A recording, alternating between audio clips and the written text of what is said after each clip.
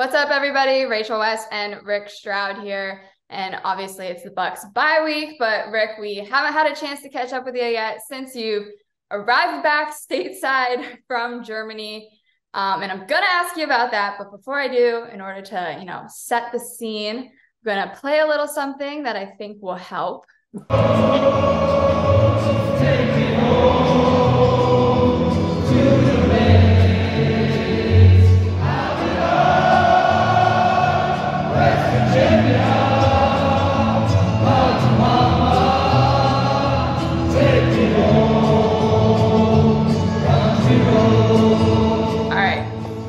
Cut it off short. We could listen to that song all day, but just being in that stadium, you were right there amongst all those fans singing that, along with a bunch of other songs too. Just what was that experience like, and just the overall experience of being over there in Germany for this game? How would you sum that up? Yeah, well, I mean, that was really unique. I'd not experienced anything like that before. They sang a number of songs. It was like a karaoke night, and then a football game broke out. And they just kept going even after the music stopped. It was crazy.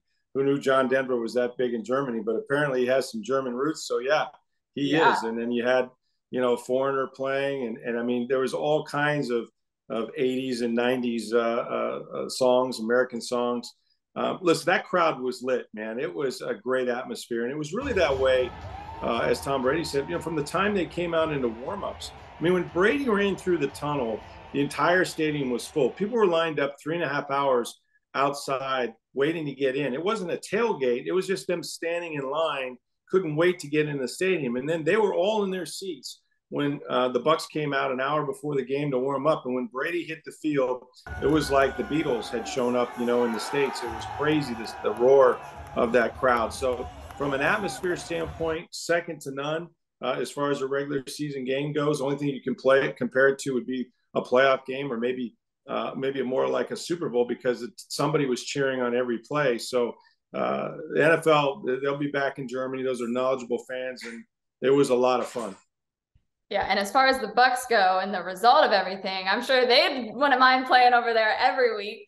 Now in the bye week, they've played 10 games, obviously sitting at 5-5. So we're kind of at a mid-season halfway point a little bit here. Things haven't gone the way that they'd hoped the entire time. So how would you just kind of grade and evaluate their performance to date? Well, to date, it hasn't been good. I mean, they're 5-5. That's middle of the road. In this division, though, obviously they're up a game on Atlanta, and they have a game in hand. So that's the good news, right? But when you really break it down, they've played really 5 good quarters the last 5 or 6 weeks. And you take the 2-minute drive that they had, to beat the Rams. And then, of course, you could say the last game, 4 quarters were pretty good, although the defense gave up some late touchdowns. So a lot of inconsistency. But, Rachel, seasons have momentum, and like games do.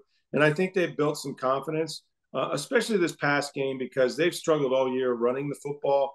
And Seattle's not a great run defense, but they showed a commitment to it. And you saw what happened when they were able to run the ball successfully. Now they're not getting the 2 deep safeties. Now guys are having to come up to play the run.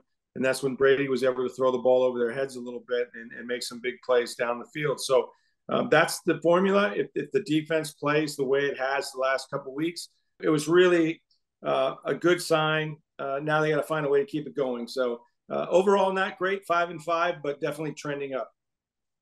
And the things that are trending up, you kind of touched on a lot of it there. All things that they're going to need to continue doing well throughout the rest of the season as we look ahead to these final 7 games, whether it's, if there's a running back controversy now, Brady seemingly hooking up with those wide receivers a little bit better. What do you think are the keys moving forward here the rest of the season? Well, certainly you start with the health of the team, and they're getting some guys back healthy. I don't think it's a secret that, Akeem Hicks coming back has really helped their run defense. They shut down a really good Seattle running game, and that's sort of been their bread and butter. So it starts with that. You got some guys back in the secondary. Antoine Winfield Jr. has maybe been their best player on defense. If an inspired Devin White continues to play the way he has the last couple of weeks, that's certainly going to help them too.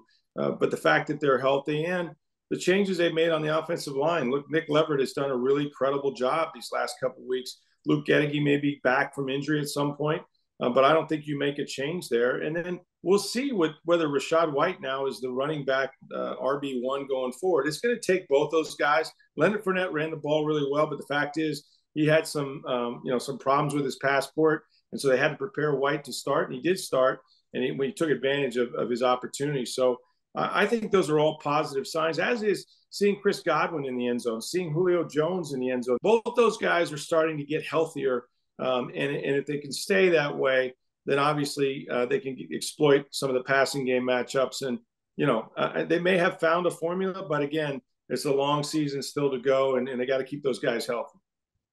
Yep, health is always important, and they'll certainly be looking to ride off this momentum that they got from over Germany. Hopefully that, caught the plane back too and came along with them. Make sure you guys are keeping up with all of our Bucs coverage that we've got for you over on social media at Sports by Tampa Bay Times, as well as over at tampabay.com.